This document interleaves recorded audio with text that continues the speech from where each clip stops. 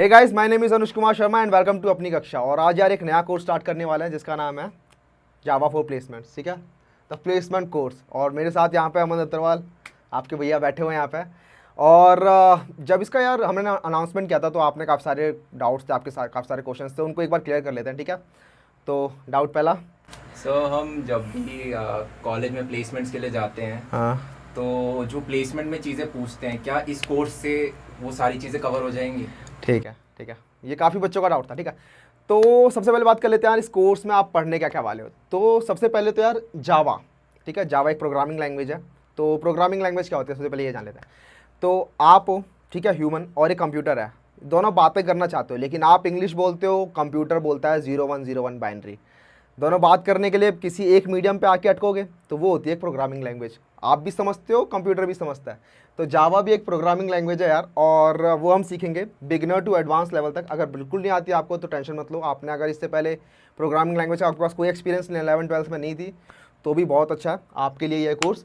उसके बाद data structures and algorithms. अब ये क्या होते हैं भैया? तो डेटा स्ट्रक्चर्स, अब यार अब मैं अभी बताने लगूंगा ना आपको तो 2 दिन निकल जाएंगे इसमें बताते बताते। बट जान लेते हैं कि आपका जो मेमोरी होती है ना, कंप्यूटर में जो मेमोरी होती है, उसमें जो आपका डेटा जो होता है ना, वो किस तरीके से रखा होता है। अलग अलग टाइप तरीके होते हैं, वो डेटा स्ट्रक्चर होते हैं, उनके बारे में जानेंगे बाद में। और एल्गोरिदम्स बेसिकली क्या होती है कि कोई भी जो प्रोसेस होती है उसको किस तरीके से एग्जीक्यूट करना चाहिए, उसके क्या क्या स्टेप्स होने चाहिए, वो एल्गोरिदम होती है। ठीक है, बिल्कुल लेमन सब तो मैं डेटा स्ट्रक्चर एल्गोरिदम्स हो गया। और उसके बाद जो भी टेक्निकल कंपनीज़ में जो भी इंटरव्यूज़ होते हैं, उनके क्वेश्चंस आंसर्स और उनके जो एक्सपीरियंसेस थे वो आपके साथ शेयर किए जाएंगे। तो इसके बाद यार आप कोई भी जो टेक्निकल इंटरव्यू होगा वो आप इजीली क्रैक कर सकते हो। तो उसके बाद और क्या क्या डाउट्स यार? कोई भी टेक्निकल इंटरव्यू, मतलब चाहे माइक्रोसॉफ्ट की हुई, अडोबी, अमेजोन, ये सारी कंपनियों के लिए भी मैं प्रिपेयर हो जाऊंगा? हाँ, तो हर कंपनी जो जो भी कंपनीज होती हैं यार, जितनी भी टेक्निकल कंपनीज होती हैं, उन सब ने स्टैंडर्ड बना रखा है। ठीक है, हम हमसे क्या पूछेंगे, वो एल्गोरिदम्स, डेटा स्ट्रक्चर्स और कोई भी एक लैंग्वेज। ठीक है, अब लैंग्वेज इस कोर्स में हम जावा कराने वाले हैं, एक दूसरा कोर्स है जो C++ में होगा, वो अभिषेक कराने वाला है। तो कंपनीज को बेसिकली पसंद आता है एल्गोरिदम एंड डेटा स्ट्रक्चर। उनको वो बच्चे पसंद आते हैं जो प्रॉब्लम सॉल्विंग में बहुत ज़्यादा एक्सपर्ट होते हैं। और प्रॉब्लम सॉल्विंग में एक्सपर्ट होने के लिए आपको बेसिक फंडे जो होते हैं एल्गोरिदम्स के, वो आपके क्लियर होने चाहिए। तो चाहे कोई भी कंपनी हो, अडोबी हो, माइक्रोसॉफ्ट हो, गूगल हो, सबको बस वो बच्चे चाहिए जो एल्गोरिदम्स और डेटा स्ट्रक्चर में अच्छे हों। तो हम उसी पर फोकस करने वाले यार। पूरा का पूरा जो हमारा ये कोर्स का ड्यूरेशन है, उसमें से काफ़ी ज़्यादा चंक जो है वो एल्गोरिदम और डेटा स्ट्रक्चर पर जाने वाला है। तो ये कोर्स करने के बाद आप इन बड़ी बड़ी कंपनियों को भी, जो आप सोचते हो कि बहुत ज़्यादा हार्ड होती हैं, लेकिन इनको भी आप आराम से निकाल सकते हो। भैया, ये कोर्स ख़त्म करने में कितना टाइम लगने वाला है? हाँ, ये काफ़ी बच्चों को था डाउट। तो हमने डिसाइड किया यार, ये कोर्स जो होगा वो 4.5 मंथ्स का होगा। उसमें से 1.5 मंथ्स में आपका जावा कंप्लीट होगा। ठीक है, और जो बचे हुए 3 मंथ्स होंगे उनके अंदर आपका डेटा स्ट्रक्चर एंड एल्गोरिदम्स होगा। और कोर्स कैसे होगा, तो हर वीक आपको 120 मिनट्स का जो लेक्चर होगा वो प्रोवाइड होगा। आप बोलोगे आप 120 मिनट्स तो काफ़ी कम हो गए भैया, 120 मिनट्स में क्या होने वाला हमारा? हम 12th के बच्चे, हम बहुत ज़्यादा मेहनत करके आए, हम 16-16 घंटे पढ़ते थे। तो यार 120 मिनट्स ना प्रोग्रामिंग में काफ़ी ज़्यादा हो जाते हैं।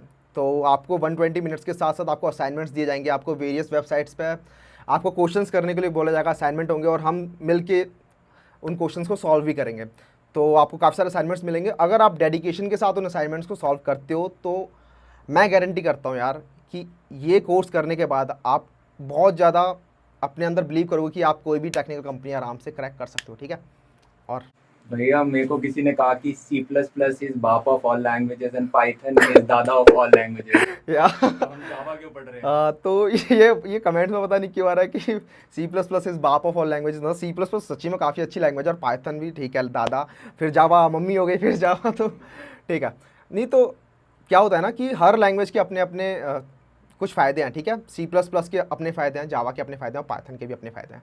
ठीक है, जावा करने के बाद यार फ़ायदे क्या हैं आपके? आपने जावा कर ली, आपने कंपनी के लिए प्रिपेयर कर लिया, उसके बाद आप चाहो तो एंड्रॉयड डेवलपमेंट में जा सकते हो। ठीक है, एंड्रॉयड डेवलपमेंट में चले गए, अच्छा नहीं मुझे तो बैकएंड में जाना है। बैकएंड क्या होता है, मतलब कि मुझे तो डेटा सर्वर, जो बड़ी बड़ी चीज़ें होती हैं उनमें काम करने का मेरे को शौक है, मेरे को उनके साथ खेलना है, तो वो भी कर सकते हो आप जावा के साथ। और फ्रंट एंड में जा सकते हो। तो बेसिकली जावा करने के बाद आप बहुत सारी जो अदर स्किल्स होती हैं उनको डेवलप कर सकते हो ईजिली। ठीक है, तो जावा के ये फ़ायदे हो गए। C++ के फ़ायदे भी होते हैं काफ़ी सारे, बट वो अलग लेवल के होते हैं। ठीक है, उनमें आप OS, विंडोज़ और आपका बिटकॉइन, ये बड़ी बड़ी चीज़ें होती हैं, ये आप ये सी प्लस प्लस में बनी होती है, ठीक है। गेमिंग, काफ़ी सारे गेमिंग इंजन्स बने होते हैं सी प्लस प्लस में। तो सबके अपने अपने फ़ायदे होते हैं। पाइथन के अंदर आप मशीन लर्निंग के लिए वो बना हुआ है बेसिकली। तो सभी लैंग्वेजेस के अपने अपने फ़ायदे होते हैं। इस कोर्स में हम जावा करने वाले हैं, ठीक है। तो मम्मी पापा दादा रिलेशन बनाने की जरूरत नहीं अपने आप से। अच्छा, भैया प्लेसमेंट के लिए बेस्ट लैंग्वेज कौन सी रहती है, सी प्लस प्लस, जावा या पाइथन? ये सारे सेम लेवल पे हैं या कोई दो प्रेफर्ड हैं? ठीक है, ठीक है। हाँ, ये तो काफ़ियों को डाउट होता है। मतलब कोरा पे क्वेश्चंस देखोगे आप, इस क्वेश्चन की तो भरमार रहती है कि कौन सी लैंग्वेज चूज़ करें, क्योंकि सबकी पहली लैंग्वेज होती है, क्या चूज़ करें। तो बेसिकली यार एक ऑब्जेक्ट ओरिएंटेड लैंग्वेज होती है, ठीक है। ऑब्जेक्ट ओरिएंटेड क्या होती है अभी मैं बताऊंगा नहीं, but C plus plus, Java, Python और C plus plus, Java, Python, ये तीनों की तीनों ऑब्जेक्ट ओरिएंटेड लैंग्वेजेस होती है, ठीक है। तो आप उनमें से कोई भी एक लैंग्वेज चूज़ कर लो, ठीक है। तीनों की तीनों सेम लेवल पे होगी प्लेसमेंट के लिए। बट एक क्या होता है कि जावा, सी प्लस प्लस और जावा, ये दोनों जो होती हैं, ये दोनों लैंग्वेज मेजरली पूछी जाती हैं। तो आपके जो कंपनी में जो एग्ज़ाम्स होते हैं, सबसे पहला एग्ज़ाम होता है आपका कोडिंग राउंड। तो कोडिंग राउंड में कई बार एमसीक्यूज़ में आपसे सी के क्वेश्चन, सी प्लस प्लस के क्वेश्चन, जावा के से रिलेटेड क्वेश्चन, इनसे स्पेसिफिक क्वेश्चन पूछे जाते हैं। मैंने कभी नहीं देखा, मैंने इतने सारे एग्जाम्स दिए हैं कि कभी भी कोई पाइथन का क्वेश्चन पूछा हो, बिकॉज पाइथन बहुत कम लोग करते हैं, सी प्लस प्लस, जावा मेजर लोग करते हैं, तो उनके क्वेश्चन ज़्यादा पूछे जाते हैं। तो आई थिंक अगर आप प्लेसमेंट ओरिएंटेड पढ़ाई कर रहे हो तो आप सी प्लस प्लस और जावा कर सकते हो। बाद में यार अगर आप एक भी लैंग्वेज कर लेते हो, उसके बाद कोई भी लैंग्वेज सीखना आपका 10 से 15 दिन का टास्क होता है, ठीक है। मैं अपना एग्जांपल लेता हूँ, अब थोड़ा लंबा हो रहा है आंसर, मैं अपना एग्जांपल लेता हूँ। 11th-12th में मेरे पास प्रोग्रामिंग का कोई एक्सपीरियंस नहीं था, ठीक है। तो मैंने कॉलेज आया और तो अब तो आपके पास यार जियो है, 1.5 GB 1 GB आपको डेली का मिल रहा है। मेरे टाइम पे तो मतलब मेरे टाइम पे यार एक GB होता था 1 मंथ का, कोई ब्रॉडबैंड कनेक्शन होता नहीं था। और मेरे सेकंड सेमेस्टर के बाद मुझे लैपटॉप मिला, तो समझ सकते हो। तो सब कुछ PDF से, बुक से पढ़ना पड़ता था। तो जावा स्टार्ट किया मैंने, तो जावा से स्टार्ट किया था, ठीक है। तो जावा स्टार्ट कर लिया, तो अराउंड 2 मंथ्स 3 मंथ्स ये लग गए थे, बट काफ़ी कुछ पढ़ना पड़ा था क्योंकि कोई डायरेक्शन नहीं थी, कुछ पता नहीं था कि कैसे क्या क्या पढ़ना है। तो काफ़ी मेहनत लगी, तो जावा जैसे तैसे करके मैंने करी। उसके बाद जावा करने का सोचा कि चलो एंड्रॉयड स्टूडियो भी कर लेते हैं, एंड्रॉयड डेवलपमेंट कर लेते हैं। तो उसके लिए एंड्रॉयड करा, उसके बाद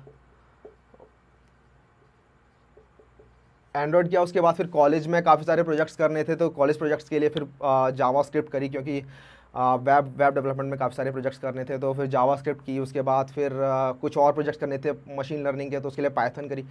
तो ये जो लैंग्वेजेस थी यार, इन लैंग्वेजेस को, स्पेसिफिक लैंग्वेजेस को सीखने में अराउंड 10 to 15 डेज़ का टाइम लगता है, ठीक है। तो लैंग्वेज आपके लिए कोई इतनी इंपॉर्टेंट नहीं होती। आपके जो कंपनीज जो होती हैं वो प्लेसमेंट के लिए आपका प्रॉब्लम सॉल्विंग देखती हैं, आपका माइंड कितना तेज चलता है, ठीक है, वो देखती हैं। तो उनके लिए आपकी मेजर होते हैं एल्गोरिदम्स एंड डेटा स्ट्रक्चर, ठीक है। तो ये आपके फंडे इसके क्लियर होने चाहिए। तो लैंग्वेज कोई इतना, कोई एक बड़ी लैंग्वेज, एक छोटी लैंग्वेज, ऐसा कुछ नहीं है। भैया अगर मैं सिर्फ पूरे कॉलेज के दौरान सिर्फ जावा लैंग्वेज सीखूं, तो क्या एक लैंग्वेज से मैं प्लेसमेंट क्रैक कर सकता हूँ या मेरे को 2-3 लैंग्वेज सीखना ज़रूरी है? देखो, ऐसा होता है, अभी बता दिया कि एक ऑब्जेक्ट ओरिएंटेड लैंग्वेज होनी चाहिए। एक और क्या होता है यार, कुछ कुछ कंपनीज, सभी कंपनीज में नहीं, कुछ कुछ कंपनीज के जो टेक्निकल इंटरव्यू राउंड होते हैं, आई मीन जो कोडिंग राउंड होता है, सबसे पहला जो कोडिंग राउंड होता है, उसके अंदर कुछ कुछ क्वेश्चंस आते हैं जो सी लैंग्वेज के ओरिएंटेड होते हैं, C plus plus language oriented होते हैं, पॉइंटर्स के ओरिएंटेड होते हैं, जो सिर्फ सी में पाए जाते हैं, वो पॉइंटर्स वाले प्राणी, वो जावा में नहीं पाए जाते। तो वो क्वेश्चंस आप कर पाओगे जब आपको सी या सी प्लस प्लस लैंग्वेज की आपको थोड़ी मतलब पता होगा उसके बारे में। जावा में ये सब चीज़ें नहीं होती। तो कुछ कुछ चीज़ें हैं जो कुछ कंपनीज़ में लैंग्वेज ओरिएंटेड भी होती हैं, बट मेजरली आप जावा से या एक सी प्लस प्लस से भी कोई एक लैंग्वेज करके भी सीख जाओगे। अगर ये पॉइंटर्स का है तो कुछ कुछ चीज़ें जो सी के ओरिएंटेड होती हैं, जो जावा में नहीं होती, वो भी आपको इस कोर्स में बता दी जाएगी। बिकॉज ये कोर्स जो है आपका पूरा का पूरा फुलफिल करने वाला है सारी रिक्वायरमेंट्स, तो इसमें भी वो पूरा बता दिया जाएगा। तो भैया जो पॉइंटर्स वाला पार्ट है सी का, हाँ, वो हाँ। आप करा दोगे ना? हाँ, हाँ, वो टेंशन मत लेना यार, वो जो भी पॉइंटर्स वाला पार्ट है, जो भी जितने भी मतलब पूरा का पूरा ही कवर होने वाला है इस कोर्स के अंदर, ठीक है। आपका जावा, आपका सी प्लस प्लस के अंदर भी जो पॉइंटर वाला पार्ट है वो, उसके बाद डेटा स्ट्रक्चर एल्गोरिदम, उसके बाद इंटरव्यू क्वेश्चन, उसके बाद बहुत सारे क्वेश्चंस, मतलब क्वेश्चंस तो होते रहेंगे पूरे टाइम, ठीक है। और आपके पास असाइनमेंट्स होंगे, तो मतलब पूरा फुल्ली फ्लैश्ड। इसके बाद तो फोड़ दोगे। भैया मेरे पास मैकेनिकल इंजीनियरिंग ब्रांच है, सिविल इंजीनियरिंग ब्रांच है, मैं बायोटेक ब्रांच का हूँ, मेरे पास ईसी ब्रांच है, मेरे पास कंप्यूटर साइंस नहीं है। तो क्या ये कोर्स मेरे को फायदा करेगा? क्या मुझे प्लेसमेंट के लिए पढ़ना चाहिए? ठीक है, तो यार आपके पास ब्रांचेज हैं जो कि नॉन टेक ब्रांचेज हैं, ठीक है, बेसिकली COIT नहीं है, इसके अलावा ब्रांचेज हैं, और आपको बैठना है, ठीक है, टेक कंपनीज़ में, आपको टेक कंपनीज़ फोड़नी है, और आपको डाउट है कि भैया ये कोर्स करके कुछ फ़ायदा होगा या फिर मैं सिर्फ नॉन टेक वाला ही हूँ तो नॉन टेक में ही, तो भाई बिल्कुल गलत बात है ये। कंपनीज़ जो होती हैं वो अलाउ करती हैं, आपकी ब्रांचेज़ के बच्चे को भी अलाउ करती हैं, और उस टाइम पर आपका जो एक BT वाला बच्चा भी होता है वो भी 40 लाख का पैकेज आराम से फोड़ सकता है। भैया BT क्या है? तो BTR बेसिकली बायोटेक्नोलॉजी होती है, बायोटेक्नोलॉजी ब्रांच होती है, तो उसकी ब्रांचेस के बच्चों को ज़्यादातर नॉन टेक वाली कंपनीज़ में बैठना होता है। तो कुछ कंपनीज़ होती हैं जो उनको भी अलाउ कर देती हैं, ठीक है, और भी ब्रांचेस होती हैं, मैकेनिकल हो गई आपकी, ये सारी जो नॉन टेक ब्रांचेस हैं इनको भी टेक कंपनीज़ अलाउ कर देती हैं। तो उस टाइम पे अगर आपका डेटा स्ट्रक्चर, आपका एल्गोरिदम, आपकी एक लैंग्वेज, आपके ये सारे फंडे क्लियर हैं तो आप स्टैंड आउट करोगे। आप COIT वाले बच्चों के ऊपर भी जा सकते हो अगर आपके ये सारे फंडे क्लियर है। कंपनीज़ को फ़र्क नहीं पड़ता, कुछ कंपनीज़ को फ़र्क नहीं पड़ता कि आपकी ब्रांच कौन सी है, ठीक है। तो ये तो आप दिमाग से निकाल ही दो कि अगर आप EC के अंदर हो या फिर आप ME के अंदर हो तो आप टेक कंपनीज़ में जा सकते हो कि नहीं जा सकते, ठीक है। भैया मेरा कॉलेज इतना अच्छा नहीं है, grade B grade C college है, तो मेरे कॉलेज में इतनी कंपनीज नहीं आती, तो मैं कैसे अप्लाई कर सकता हूँ किसी अच्छी कंपनी में? क्या अच्छी कंपनी मेरे जैसे बच्चे को लेती है? और अगर मैं इस कोर्स मेरे को बहुत अच्छे से मैंने पढ़ लिया, मेरे जावा DS एल्गो बहुत स्ट्रांग हो गए, तो क्या मैं एक अच्छा 20 लाख से ऊपर का पैकेज ले सकता हूँ कहीं पे? ठीक है, नहीं 20 लाख का क्यों यार, फिर तुम 40 लाख का भी ले सकते हो अगर तुम्हारे क्लियर फंड है। तो देखो क्या होता है, कुछ कॉलेजेस होते हैं जिनके अंदर कंपनीज नहीं आती हैं, ठीक है, कुछ कॉलेज होते हैं, छोटे कॉलेज होते हैं जो Tier B कॉलेज होते हैं, B Tier, बट उनमें क्या होता है, कंपनीज जो होती हैं वो बाहर से हायरिंग करती है, ठीक है, ऑफ कैंपस हायरिंग करती है थ्रू लिंक्डइन, उनकी वेबसाइट पे वो डाल देती हैं। कुछ कंपनीज होती हैं जो आजकल स्टैक ओवरफ्लो पे भी डालने लग गई हैं। काफ़ी सारी वेबसाइट्स हैं यार, जितना ज़्यादा एक्सप्लोर करोगे उतना ज़्यादा देखोगे कि काफ़ी सारी कंपनीज जो होती हैं वो बाहर से भी ऑफ कैंपस हायरिंग करती हैं। तो तुम्हारे अगर डेटा स्ट्रक्चर और एल्गोरिदम्स ये सारे फंडे क्लियर हैं, ये तुम्हारे फंडे स्ट्रॉन्ग हैं, तो तुम वहाँ से अप्लाई कर सकते हो और ईजीली उन कंपनीज में भी 20 लाख का 40 लाख का ये पैकेज आप ग्रैब कर सकते हो। भैया मेरे को पता नहीं है ऑफ कैंपस कैसे अप्लाई करते हैं, आप सिखा दोगे, बता हाँ, दोगे? ये यार, ये जो बता यहाँ पे लिखा ना इंटरव्यू क्वेश्चंस, ये थोड़ी अंडरस्टेटमेंट्स है इसके अंदर, साथ में इंटरव्यू एक्सपीरियंसेस और कैसे कैसे कहाँ अप्लाई करना है, क्या क्या करना है, ये सारा का सारा आपको इस 4.5 मंथ्स के कोर्स में पूरा बताया जाएगा कि आपको कहाँ से क्या करना है, कहाँ से क्या करना है, ठीक है। आपको एक डायरेक्शन दी जाएगी, ठीक है। ये सारी जो चीज़ें ना यार, ये एक्सपीरियंस ग्रैब करने में यार पूरे 4 साल लग गए थे, ठीक है, और ये आपको 4.5 मंथ्स में बता दिया जाएगा। तो आपकी पूरी डायरेक्शन होगी, आपको बेसिर पैर के यहाँ वहाँ भागना नहीं पड़ेगा, ठीक है। आपको पूरी गाइडेंस दी जाएगी और सब कुछ बताया जाएगा कि कहाँ से कैसे प्लेसमेंट के लिए बात करनी है, किससे बात करनी है, और कहाँ पे अप्लाई करना है, कहाँ अप्लाई नहीं करना है, और कैसे पढ़ना है, कैसे नहीं पढ़ना है, वो सब आपको यहाँ पे बताया जाएगा। भैया मैं BCA का स्टूडेंट हूँ या फिर मैं BSc कंप्यूटर साइंस का बच्चा हूँ, तो क्या मुझे भी कोडिंग सीखनी चाहिए? क्या मैं भी अगर इंजीनियरिंग के दौरान सीख लूँ, मैं ऑफ कैंपस अप्लाई कर सकता हूँ? मेरे को कुछ फ़ायदा है ये सीख, या क्या ये नेसेसिटी है आज के दिन? देखो भाई, आजकल यार सॉफ्टवेयर में तो बूम आया ही है, आपको भी दिख रहा है, इन्फॉर्मेशन टेक्नोलॉजी में इंडिया में तो बूम आया है, ठीक है। तो फ्यूचर में तो इन्हीं की डिमांड होने वाली है, ठीक है। जितनी भी टेक कंपनीज़ हैं इनकी डिमांड आजकल बहुत ज़्यादा है। तो अगर आप BCA या फिर ऐसी BSc ये सब आप करते हो, तो भी आप अगर कोई भी एक प्रोग्रामिंग लैंग्वेज, आप कोई एल्गोरिदम और डेटा स्ट्रक्चर ये आप अपने फंडे क्लियर कर लेते हो, तो आप इन कंपनीज़ में इजीली जा सकते हो, क्योंकि इन कंपनीज़ को डिमांड है, इन कंपनीज़ को बंदे चाहिए, इन कंपनीज़ को चाहिए कि अच्छी प्रॉब्लम सॉल्विंग स्किल वाले बंदे हमारे पास आएँ, अच्छे इंजीनियर हमारे पास आएँ। तो उनको फ़र्क भी नहीं पड़ेगा कि आपने BCA करा था, BSc करा था, एज लॉन्ग एज आप इन चीज़ों में स्ट्रांग हो। भैया आप एंड्रॉयड डेवलपमेंट कब सिखाओगे? देखो यार, ये कोर्स जो होगा, इस कोर्स में आपको जावा, डेटा स्ट्रक्चर एंड एल्गोरिथम ये सिखाया जाएगा 4.5 मंथ्स में, ठीक है। इसके बाद अगर आपको एंड्रॉयड भी सीखना है तो उसके लिए एक अलग कोर्स बनाया जाएगा, ठीक है, अलग कोर्स मैं ही बनाऊंगा। तो आपका क्या है, आप जावा करने के बाद एल्गोरिथम एंड डेटा स्ट्रक्चर कर सकते हो, जावा करने के बाद आप एंड्रॉयड भी कर सकते हो। तो जावा तो आपको कर लेना चाहिए यहीं पे ही, उसके बाद आप एंड्रॉयड में मूव कर सकते हो जब एंड्रॉयड का कोर्स स्टार्ट होगा, अगर आपको सिर्फ एंड्रॉयड करनी है। अगर आपने एल्गोरिथम्स एंड डेटा स्ट्रक्चर कर लिया और आप फिर भी एंड्रॉयड पढ़ना चाहते हो तो आप तब भी आप वहाँ से शिफ्ट कर सकते हो। But algorithms and data structure क्योंकि आजकल कंपनी की डिमांड से ही है, कंपनी इसी के बेसिस पे अपना सिलेक्शन करती है, तो सबसे पहले हम इसी पर ज़्यादा फोकस करेंगे और फिर उसके बाद एंड्रॉयड डेवलपमेंट भी कराएंगे। भैया मैं फर्स्ट सेमेस्टर का बच्चा हूँ, अभी जस्ट कॉलेज में एडमिशन लिया है। हाँ, तो भैया बोलते हैं कि भाई एक्सप्लोर करो सारी चीज़ें, तो मैं अभी पहले कॉलेज एक्सप्लोर कर लूँ, गर्लफ्रेंड वर्लफ्रेंड बना लूँ, प्लेसमेंट तो फाइनल ईयर में होती है, तो मैं थर्ड ईयर में पढ़ लूँगा। हाँ अभी पढ़ना ज़रूरी है। ठीक है, तो ये यार ये काफ़ी बड़ा मिसकंसेप्शन है, ठीक है, काफ़ी बड़ा मिसकंसेप्शन है कि फोर्थ ईयर में प्लेसमेंट स्टार्ट होती है तो तभी पढ़ेंगे। अभी तो कॉलेज में नए नए आए हैं यार, थोड़ा घूमेंगे, थोड़ी गर्लफ्रेंड्स बनाएंगे यार, थोड़ा मज़े करने दो यार भैया। अभी से आप क्या बोल रहे हो, ये पढ़ो, ठीक है, तो नहीं यार ऐसा होता है। सुनो, ये चीज़ जानने में हमें लग गए थे 2 साल। अभी आपको कॉलेज में जाते ही बता देता हूँ पहले ही, सेकंड ईयर के बाद मतलब थर्ड ईयर की स्टार्टिंग के भी अगस्त में आपकी इंटर्नशिप के लिए कंपनीज आती हैं। तो अगर आप फर्स्ट और सेकंड ईयर में मज़े करने लग गए और फिर सोचा कि अरे अब इंटर्नशिप के लिए कंपनीज आ रही हैं तो चलो आप पढ़ना स्टार्ट कर देते हैं, तो आप इंटर्नशिप खो दोगे।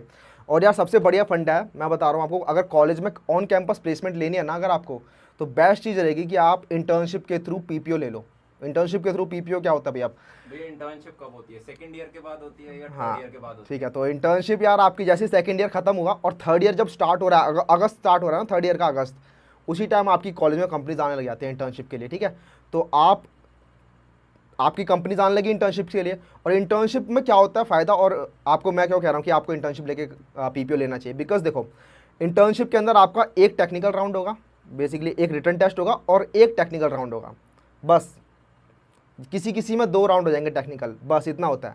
अब वहीं फुल टाइम प्लेसमेंट में चले जाओ तो एक तो रिटन टेस्ट होगा ही होगा, उसके बाद हो सकता है कि एक और टेस्ट ले लें वो रिटन टेस्ट में ही, उसके बाद हो सकता है कि वो 3 राउंड लें, उसके बाद हो सकता है वो 4 राउंड लें, तो लगातार 3-4 राउंड होते रहते हैं, तो उसमें तो भाई बहुत मुश्किल आता है। लेकिन अगर आपने पहले ही फर्स्ट सेकंड ईयर में पढ़ के आपने इंटर्नशिप ग्रैब कर ली, एक अच्छी कंपनी में आपने माइक्रोसॉफ्ट में इंटर्नशिप ग्रैब कर ली, आपको पीपीओ मिल जाएगा। वो कंपनी आपको जब इंटर्नशिप करोगे उस कंपनी में, अगर उस कंपनी को आपका काम पसंद आया, जो पसंद आ ही जाता है, अगर आप अच्छा काम करोगे तो पसंद आएगा ही ऑफकोर्स, तो वो कंपनी आपको बोलेगी भाई तू ऐसा कर, मेरे यहाँ ही रुक जा, तू कहाँ बाहर भाग रहा है भाई, तू यहीं रख, तो वो आपको वहीं पकड़ लेगी और आपको फिर बाकी किसी और प्लेसमेंट सीजन में बैठने की जरूरत ही नहीं है। तो आपने क्या किया, फर्स्ट सेकंड ईयर में जब बाकी लोग मज़े कर रहे थे तब आपने कोडिंग की, उसके बाद थर्ड ईयर में आपने थर्ड ईयर में आपने इंटर्नशिप ले ली, उसके बाद थर्ड ईयर और फोर्थ ईयर आप कर रहे हो मज़े। अब करो, अब वो अपने वो जो एक्सप्लोर वाले शौक थे ना, वो तुम अब एक्सप्लोर करो। भैया ये जो आप कोर्स अपलोड करोगे हाँ। तो वीडियो कौन कौन से डे आएंगे, कोई फ्रीक्वेंसी है, कोई अपलोड टाइम होगा? आप टाइम बता दो मेरे को, मैं उस टाइम रोज आ जाऊंगा। अच्छा ठीक है, तो एग्जैक्ट टाइम चाहिए तो यार एक वीक में 120 मिनट्स का वीडियो अपलोड होगा, ठीक है। 120 मिनट्स अब कैसे डिवाइड हो रहा है वो आपका डिपेंड करेगा कि आपका कौन सा टॉपिक चल रहा है। अगर कोई टॉपिक ऐसा है जो छोटा सा है और उसके क्वेश्चंस भी छोटे छोटे हैं तो आपके हो सकता है 20 मिनट्स 10 मिनट्स के चंक हो जाएं वो डिवाइड। कुछ हो सकता है कोई टॉपिक बहुत बड़ा है तो उस टॉपिक में हो सकता है आपका 40 मिनट 50 मिनट का भी वीडियो बन जाए। तो ऐसा कोई डिसाइडेड नहीं है, बट आपको एक वीक के अंदर 120 मिनट्स का जो होगा एक कंटेंट, जो लेक्चर कंटेंट होगा वो आपको मिलेगा ही मिलेगा। तो आपका अल्टरनेट डेज पे या फिर हो सकता है डेली ही आपको मिल जाए, तो ये ऐसा कुछ डिफाइंड नहीं है, बट ये डिफाइंड है कि आपको एक वीक में 120 मिनट्स का कंटेंट तो मिलना ही मिलना है। भैया 120 मिनट तो बहुत कम होता है, मैं तो एक दिन में पढ़ लूंगा इतना, बच्चे एक दिन क्या करूंगा। हाँ तो अभी तुम लोग यार अभी 11-12 से पढ़ के आए हो, मतलब मुझे पता है तुमने जेई मेंस के लिए पूरा 16-16 घंटे पढ़ा था, तुम्हें 120 मिनट्स तो क्या ही लग रहे होंगे कि यार 120 मिनट्स एक वीक में क्या बोल रहे हो। बट यार 120 मिनट्स ना प्रोग्रामिंग में ना बहुत ज़्यादा हो जाते हैं, ठीक है। 120 मिनट्स अगर आपने ये 120 मिनट्स डेडिकेट कर दिए और उसके बाद जो मैं आपको असाइनमेंट्स दे रहा हूँ, उसके बाद जो मैं आपको क्वेश्चन सॉल्व करने के लिए दे रहा हूँ, उसके बाद जो मैं कह रहा हूँ कि इस वेबसाइट पर जाओ, इसका ये क्वेश्चन ये करो, ये क्वेश्चन करो, अगर आप ये लोग करते हो तो आपका काफ़ी टाइम स्पेंड हो जाता है। आपका डेली का यहाँ पे 4 आवर्स तक जा रहा है। अगर आप डेली का 4 आवर्स नहीं, आपका डेली का 2 आवर्स भी दे रहे हो ना यहाँ पे, तो आपका मोर देन सफिशिएंट है ये। तो आपका ये अगर आप रूटीन आप फॉलो करते हो आप 4.5 मंथ्स के लिए मेरे साथ, तो आपको भी लगेगा, आपके अंदर से भी काफ़ी ज़्यादा कॉन्फिडेंस आएगा कि हाँ यार मैं अब तो मुझे लग रहा है मैं माइक्रोसॉफ्ट तो फिर निकाल के ही आऊँगा अब। तो ये 120 मिनट से ये छोड़ दो कि बहुत कम है, ये आपका इसके साथ असाइनमेंट मिलेंगे जो आपको फुल्ली डेडिकेशन के साथ आपको करने होंगे। जितने भी आपके डाउट्स थे आई होप मैंने सारे के सारे डाउट्स आपके क्लियर कर दिए होंगे। फिर भी अगर कुछ डाउट्स बच गए यार, किसी के भूले भटके किसी बंदे के बच गए डाउट्स, तो यार वो दोबारा से पूछ लेना, ठीक है, अपने दिल में मत रखना। अब जावा का ये कोर्स स्टार्ट कर लेते हैं। तो अब मैं ये जो स्लाइड्स है मैं आपको दिखाने वाला हूँ कि इस कोर्स में आप क्या क्या सीखने वाले हो, ठीक है, और जावा बेसिकली क्या है, जावा क्यों यूज़ करते हैं, ठीक है। जनरल पर्पस प्रोग्रामिंग लैंग्वेज, अच्छा इसका मतलब क्या है? तो प्रोग्रामिंग लैंग्वेज का आपको मैंने पहले बता दिया था कि आप हो ह्यूमन, एक कंप्यूटर है और दोनों को बात करनी है आपस में। कंप्यूटर पे आपको काम करना है कुछ, लेकिन कंप्यूटर को आप बोलोगे हे कंप्यूटर डू दिस, तो वो सीरी या एलेक्सा नहीं है, वो करेगा नहीं ऐसे, ठीक है। उसके लिए आपको एक लैंग्वेज, एक बैरियर चाहिए जो आपको क्रॉस करना है, तो दोनों आप और कंप्यूटर बोलोगे ठीक है हम दोनों ना इस लैंग्वेज में बात करते हैं, ठीक है, ये तेरे को भी समझ में आ रही है, मुझे भी समझ में आ रही है। तो जावा एक प्रोग्रामिंग लैंग्वेज है जो आप भी समझ सकते हो, कंप्यूटर भी समझ सकता है, और आप इस पर काम कर सकते हो। जनरल पर्पस है, इसका मतलब आप इसे काफ़ी चीज़ों के लिए यूज़ कर सकते हो। आज जावा काफ़ी सारे डिवाइसेस में यूज़ होता है, काफ़ी जगहों पर यूज़ होता है। तो ये जनरल पर्पस प्रोग्रामिंग लैंग्वेज हो गई। It is like C++ but with advanced and simplified features. अच्छा, यहाँ पे यार C++ की बुराई नहीं कर रहा, but it is like C++, लेकिन C++ के अंदर जैसे C++ जैसा इसका सिंटैक्स है, तो जो भी इसमें आप देखोगे जैसा इसका स्ट्रक्चर है, इसमें कर्ली ब्रेसेस, पूरा फंक्शन डिफाइंड, मतलब जो भी अभी आपको समझ में भी नहीं आ रहा होगा मुझे पता है, बट टेंशन मत लो, ये धीरे धीरे समझ में आएगा जैसे जैसे हम कोड में मूव करेंगे। बट C++ जैसा इसका स्ट्रक्चर होता है पूरा, बट C++ के अंदर काफ़ी सारी चीज़ें होती है, जैसे कि डायरेक्ट मेमोरी को हम एक्सेस कर सकते हैं, ठीक है, वो काफ़ी ज़्यादा कई बार हार्मफुल हो जाता है, मतलब कई बार वो अनसेफ होता है, तो वो आप इसमें जावा में नहीं कर सकते। और इसमें काफ़ी सारे सिंप्लीफाइड फीचर्स होते हैं जो C++ में नहीं होते। तो एक तरीके से अपग्रेडेशन है, बट इसमें C++ की बुराई नहीं कर रहा, बिकॉज C++ की अपनी खुद की खूबियाँ। अच्छा, कनकरेंटली एग्जीक्यूट्स मैनी स्टेटमेंट्स, इसका मतलब क्या है कि आपका जो प्रोग्राम होता है उस प्रोग्राम में लाइन्स लिखे होते हैं, 1 लाइन, 2 लाइन, 3 लाइन, 8 लाइन। तो कुछ प्रोग्रामिंग लैंग्वेजेस होती है जिनके अंदर लाइनें एक के बाद एक एग्जीक्यूट्स होती हैं। तो अगर मान लो एक लाइन एग्जीक्यूट होने में 1 सेकंड ले रही है, एक लाइन रन होने में 1 सेकंड ले रही है, तो 8 लाइनें रन होने में 8 सेकंड लेंगी, ठीक है। लेकिन आज के आपके कंप्यूटर में मल्टी कोर प्रोसेसर होता है, ठीक है। मल्टी कोर प्रोसेसर मतलब काफ़ी सारे सीपीयूज एक साथ रन हो रहे हैं, ठीक है। तो जावा इस चीज़ का फ़ायदा उठाता है, जावा मल्टी कोर्स पर रन हो सकता है। तो जावा क्या करेगा, जावा में कई बार कुछ प्रोग्राम्स होते हैं जो आप उसमें मल्टी कोर्स पर रन कर सकते हो। आप क्या करोगे, 8 लाइन का कोड है ना, आप क्या करोगे 4 लाइन इस वाले कोर पर, 4 लाइन इस वाले कोर पर, और 7 चलाओगे, ठीक है। तो जो चीज़ पहले 8 सेकंड्स में एग्जीक्यूट होती, 8 सेकंड में रन होती है, वो चीज़ अब 4 सेकंड में रन हो रही है, ठीक है। फोर्थ है ऑब्जेक्ट ओरिएंटेड प्रोग्रामिंग लैंग्वेज है, ठीक है। तो ऑब्जेक्ट ओरिएंटेड प्रोग्रामिंग लैंग्वेज का मतलब क्या है कि इसके अंदर जितनी भी चीज़ें, जितनी भी प्रॉब्लम्स होती है ना, वो रियल वर्ल्ड से काफ़ी ज़्यादा मैप करती हैं, ठीक है। तो सपोज़ आपको एक स्ट्रक्चर बनाना है जिसमें आपको एक क्लासरूम है, क्लासरूम के अंदर एक टीचर होता है, स्टूडेंट्स होते हैं, टीचर का नाम होता है, कुछ स्टूडेंट्स का नाम होता है, स्टूडेंट की क्लास होती है। तो बेसिकली ये आपको दिख रहा है एक रियल वर्ल्ड सिनारियो है, तो वो रियल वर्ल्ड सिनारियो को डिपिक्ट कर सकते हो आप इजीली इस जावा प्रोग्रामिंग लैंग्वेज के अंदर। तो ऑब्जेक्ट ओरिएंटेड प्रोग्रामिंग लैंग्वेज का मतलब यही है कि जो रियल वर्ल्ड की जो प्रॉब्लम्स है उनको आप इजीली हैंडल कर सकते हो जावा की हेल्प से। अच्छा, प्लेटफॉर्म इंडिपेंडेंट लैंग्वेज है जावा। प्लेटफॉर्म इंडिपेंडेंट का मतलब क्या है कि यार ये जो लैंग्वेज है ना, ये प्लेटफॉर्म पर डिपेंड नहीं करती। प्लेटफॉर्म मतलब जो आपके ओएस होते हैं डिफरेंट, जैसे कि आपका विंडोज़ हो गया, आपका मैक ओएस हो गया, आपका लिनक्स ओएस हो गया। अब ये मैक ओएस, लिनक्स ओएस क्या है यार, जो मैक जो होता है आपका बेसिकली जो एप्पल के लैपटॉप्स होते हैं उनमें मैक ओएस होता है। लिनक्स भी एक ओएस होता है, जैसे उबंटू करके एक ओएस आता है जो लिनक्स के ऊपर भी बना हुआ है, ठीक है। तो ये डिफरेंट जो ओएस होता है इनके ऊपर रन होता है। बेसिकली एग्जांपल समझना है तो आप ये समझ लो कि जैसे आपका गाड़ी है, एक फरारी है, तो फरारी आप सिंपल एक रोड पर चल रही है, ठीक है, तो वो एक प्लेटफॉर्म पर चल रही है, एक रोड पर। बट आपकी एसयूवी है, वो माउंटेन पे भी चल जाएगी, ठीक है, रोड पर भी चल जाएगी, और वो जो जेम्स बॉन्ड वाले होते हैं वो नदी में भी चल जाती है। तो तो आपको प्लेटफॉर्म इंडिपेंडेंट हो गई, ठीक है। तो वही चीज़ है कि वो सेम ही चीज़ है बट वो डिफरेंट प्लेटफॉर्म पे चल रही है। तो जावा में यही होता है कि आपने एक बार कोड लिखा, उसको एक बार कंपाइल किया। अब ये कंपाइल का मतलब क्या है बाद में सीखेंगे। एक बार आपने उसे कंपाइल किया तो आप उसके बाद उसे, उस कंपाइल्ड कोड को आप विंडोज़ में रन कर सकते हो, उसे आप मैक में रन कर सकते हो, और उसे आप लिनक्स में रन कर सकते हो। तो प्लेटफॉर्म इंडिपेंडेंट होता है ये। तो ये काफ़ी ज़्यादा बेनिफिशियल होता है बिकॉज उसके बाद हम इसे काफ़ी सारे अलग अलग डिवाइसेस में रन कर सकते हैं जहाँ पे पहले बाकी लैंग्वेजेस पॉसिबल नहीं थी। ओके तो वाई लर्न जावा, कि जावा क्यों सीखे हैं, तो इसके बारे में याद कर लेते हैं। ईजी टू लर्न है यार, मतलब जावा आपको शुरुआत में लगे कि यार ये क्या खतरनाक है, इसमें तो सिंपल मेरे को लिखना था एक हेलो वर्ल्ड का प्रोग्राम, और ये क्या ऊपर नीचे 4 लाइन, नीचे 4 लाइन, ये क्या है भाई, पाइथन में लिख दो सिर्फ एक प्रिंट हेलो वर्ल्ड और वो हो जाता है। तो जावा के अंदर यार जो भी चीज़ है ना, जो भी चीज़ लिखी है उसका एक मतलब है, ठीक है। तो जावा ईजी टू लर्न है, शुरुआत में एक लर्निंग कर्व है बट ईजी टू लर्न है ये काफ़ी ज़्यादा। हर चीज़ का एक मतलब है, तो आप समझोगे हर चीज़ की अहमियत को, ठीक है। आप जानोगे कि हर चीज़ काम कैसे कर रही है, आप सिस्टम लेवल तक जानोगे कि हर चीज़ काम कैसे कर रही है। तो ये ईजी टू लर्न है, और साथ में आपके काफ़ी सारे फंडे क्लियर होते हैं इसके अंदर कि आपका एक्चुअल में कोई लैंग्वेज काम कैसे करती है, ठीक है। कुछ भी अपने आप नहीं हो रहा होता, सब कुछ सामने होते हुए दिख रहा होता है। तो ये फ़ायदा है। Most commonly use language in the world, तो आज के टाइम पे काफ़ी सारे डिवाइसेस हैं जो जावा पे रन हो रहे होते हैं, आपको पता भी नहीं चलता। और आपका जो स्मार्टफोन है, जो एंड्रॉयड है, वो आपका जावा पे रन हो रहा है, एंड्रॉयड की एप्लीकेशन आपकी जावा पे रन हो रही है, आपको पता भी नहीं चलता। और काफ़ी सारे आपके आसपास के डिवाइसेस जो आपकी सैटेलाइट्स हो गई और आपके मार्स रोवर हो गए, काफ़ी सारी जगहों पे आपको पता भी नहीं चलेगा और जावा वहाँ पे रन हो रही होगी। तो आजकल हर जगह जावा रन हो रही है, काफ़ी ज़्यादा मोस्ट कॉमनली यूज लैंग्वेज है। Large community, more than 10 million Java developers in the world. तो आज के टाइम पे जावा के 10 मिलियंस के करीब डेवलपर्स हैं। तो इसका मतलब ये नहीं कि आपकी वैल्यू कम हो रही है, इसका मतलब ये है कि आपको सीखने के लिए रिसोर्सेज काफ़ी ज़्यादा मिल रहे हैं, ठीक है। इसका मतलब ये है कि इसकी डिमांड बहुत ज़्यादा है, इसका मतलब ये है कि रहने वाली है, ये एकदम से गायब नहीं हो जाएगी ये लैंग्वेज।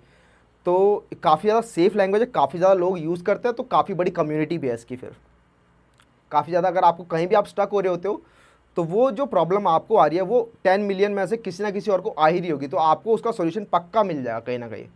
तो ऐसा नहीं है, कोई नई लैंग्वेज नहीं है अभी नहीं निकल के आई कि आपको कोई प्रॉब्लम आ रही है और आप बोलोगे यार ये प्रॉब्लम तो पूरे वर्ल्ड में मुझे आ रही है। ऐसा नहीं होगा, आपको सोल्यूशन उसका पक्का पक्का मिल ही जाएगा। Java is used eight many places, servers, IoTs, Android, big data, continuous testing, banking, communication and more and many many more.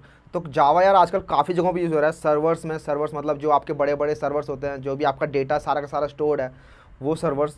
और IoT जो इंटरनेट ऑफ थिंग्स है, बेसिकली आपकी जो डिवाइसेस आजकल इंटरनेट से कनेक्टेड है, आपके सारे के सारे, आपका फ्रिज, आपकी अलेक्सा, आपकी कार, ये सारे जो कनेक्टेड हैं ये सारे IoT के अंडर आते हैं। एंड्रॉयड, आपके जितने भी डिवाइसेस हैं, आपका बिग डेटा जो मतलब काफ़ी सारा आजकल डेटा का कलेक्शन हो गया है, तो उनको उसको कैसे मैनेज करना है। टेस्टिंग में आपकी बैंकिंग के अंदर जो सॉफ्टवेयर्स होते हैं, जो कम्युनिकेशन, आपके जो वायरलेस कम्युनिकेशन होते हैं उनके अंदर, तो आपका आज के टाइम पे जावा आपके हर जगह पर यूज़ हो रहा है। तो जावा काफ़ी जगहों पे यूज़ हो रहा है, तो this is the best time to learn जावा।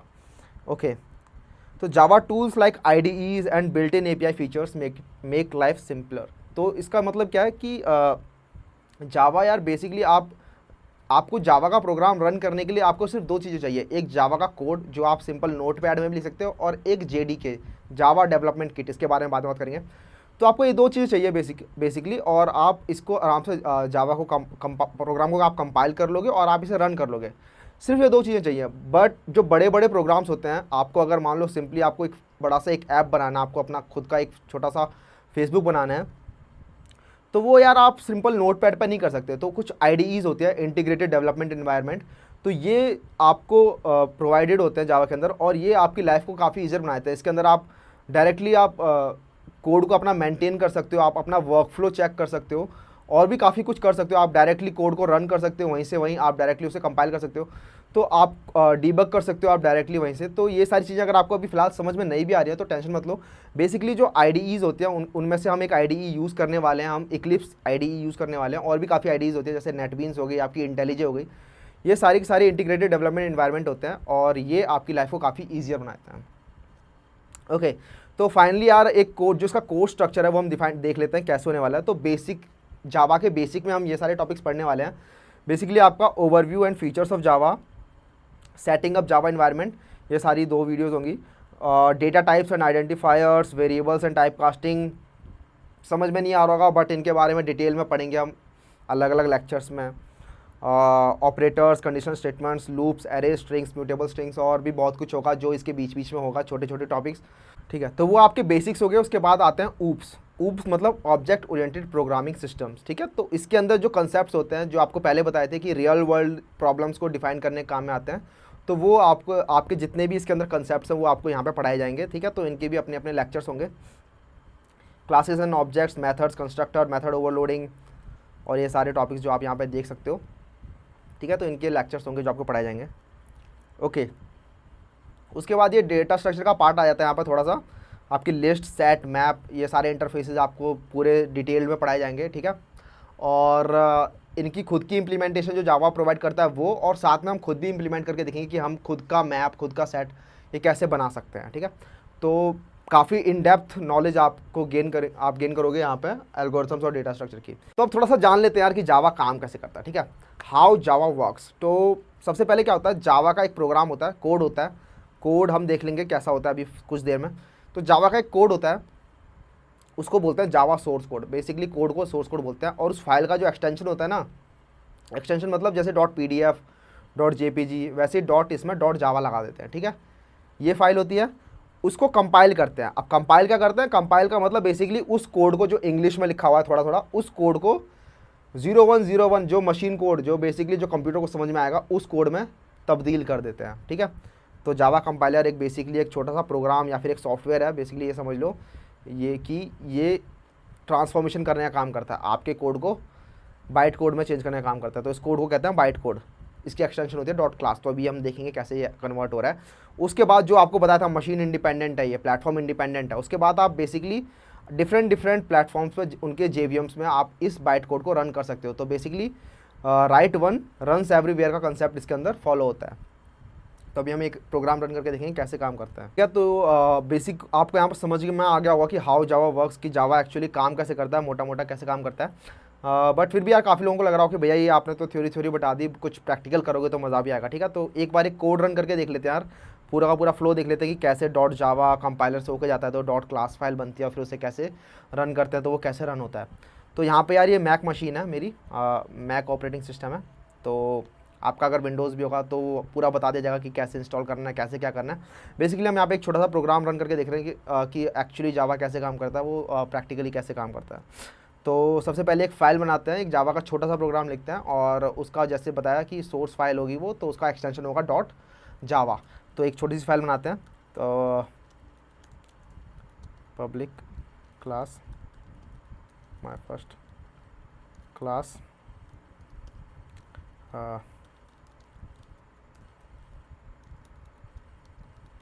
तो इसमें से काफ़ी कुछ समझ में नहीं आ रहा होगा, अगर आप नए हो तो आपको कुछ समझ नहीं आ रहा होगा, बट टेंशन मतलब यार धीरे धीरे करके आपको पूरा समझ में आ जाएगा, पूरा आपका कोड पता चलेगा कि कैसे काम कर रहा है, वो आने वाली वीडियोस में समझ आएगा। ठीक है, आज ही कुछ नहीं सारा समझ लोगे। ठीक है, आज बस ये जान लो कि कैसे एक्चुअली काम करता है। स्ट्रिंग आर्ग्स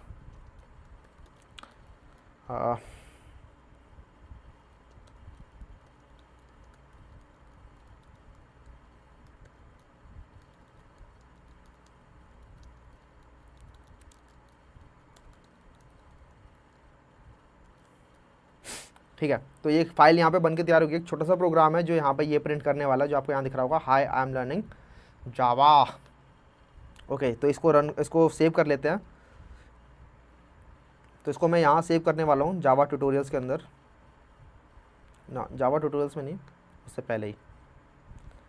तो इसका नाम जो होगा वो ये नाम होगा जो यहाँ पे public class my first class दिख रहा है, एग्जैक्ट ये नाम होना चाहिए, वरना काम नहीं करेगा ये। क्यों काम नहीं करता, कैसे काम नहीं करता, क्या हो रहा है क्या नहीं हो रहा, वो सब आपको बाद में बताया जाएगा। ठीक है, तो टेंशन लेने की जरूरत नहीं ज़्यादा। माई फर्स्ट क्लास डॉट जावा, ओके, ये सेव हो गई। यहाँ पे आपको माई फर्स्ट क्लास डॉट जावा दिख रही है। तो सबसे पहले एक टर्मिनल खोलते हैं और तो मैंने यहाँ टर्मिनल खोल लिया, ये उसी फोल्डर पे पॉइंट कर रहा है। आपको देख लेते हैं इसमें वो फाइल प्रेजेंट है कि नहीं है। तो यहाँ पे ये आपको दिख रही है माई फर्स्ट क्लास डॉट जावा, यहाँ पे प्रेजेंट है। ओके, तो सबसे पहले हमने क्या बताया था, इस डॉट जावा फाइल को पहले कंपाइल करेंगे और एक डॉट क्लास फाइल बनेगी जो होगी बाइट कोड। ओके, तो हम इसको एक बार कंपाइल कर लेते हैं। तो कंपाइल करने के लिए Java C my first class dot Java, अच्छा ये पूरा अपने आप टाइप कैसे आता है, थोड़ा सा लिख के टैब दबा दो, अगर वो मैचिंग होगा तो वो अपने आप ऑटो कंप्लीट हो जाएगा। ठीक है, टैब। ओके, तो Java C my first class dot Java क्या करेगा, जावा सी कंपाइलर है जो कि इस जावा फाइल को कंपाइल कर देगा। और यहाँ पे देखो ये डॉट क्लास फाइल बन गई जो यहाँ पे पहले प्रेजेंट नहीं थी। ठीक है, तो बेसिकली ये एक बाइट कोड वाली फाइल है जो कि एक्चुअली कंपाइल्ड वर्जन है। अब इसको आप रन कर सकते हो इजीली। तो रन करने के लिए क्या करोगे आप, जावा माई फर्स्ट क्लास सिंपली, और यहाँ पे आपका प्रिंट हो गया। ठीक है, हाई आई एम लर्निंग जावा। ठीक है, तो कॉन्ग्रेचुलेशंस यार, आपका फर्स्ट प्रोग्राम आपने रन कर लिया। अगर आपने पहले से JDK और ये सब इंस्टॉल किया हुआ था तो आपका प्रोग्राम चल गया होगा। अगर आपका कंप्यूटर कह रहा है कि भैया जावा सी कैन नॉट बी फाउंड और जावा कैन नॉट बी फाउंड, तो टेंशन मत लो यार, बेसिकली आपके कंप्यूटर में अभी JDK इंस्टॉल नहीं है। अभी इसकी इंस्टॉलेशन कैसे करनी है, प्रोग्राम कैसे रन करना है, ये आपको नेक्स्ट वीडियो में बताएंगे। तो आज की वीडियो में यार इसका पूरा इंट्रोडक्शन देख लिया आपने कोर्स का, कि कैसे कोर्स पूरा चलने वाला है। आपके होपफुली काफ़ी सारे डाउट्स क्लियर हो गए होंगे, आपको पता चलेगा कि जावा कैसे काम करता है। और हमने एक छोटा सा प्रोग्राम भी रन करके देख लिया कि जावा एक्चुअली काम कैसे करता है। तो तब तक के लिए यार चलते हैं नेक्स्ट वीडियो में इंस्टॉलेशन के बारे में देखते हैं। ठीक है यार, आज का ये इंट्रोडक्शन हो गया और बेसिकली यही है यार कि आपको कंसिस्टेंट रहना पड़ेगा। ठीक है, थ्रू आउट द कोर्स आपको कंसिस्टेंट रहना पड़ेगा। ये गेम ऐसा है कि अगर आपने एक बार छोड़ दिया तो आप लूज़ कर जाओगे। आपको पूरे टाइम कंसिस्टेंट रहना पड़ेगा, जो लगा रहेगा वही बाजी मार लेगा। तो नेक्स्ट वीडियो में बात करने वाले हैं कैसे इसको इंस्टॉल करना है जावा को, और हम और भी काफ़ी चीज़ों के बारे में बात करेंगे। ठीक है, तब तक के लिए यार चलते हैं। See you, have a good day, bye.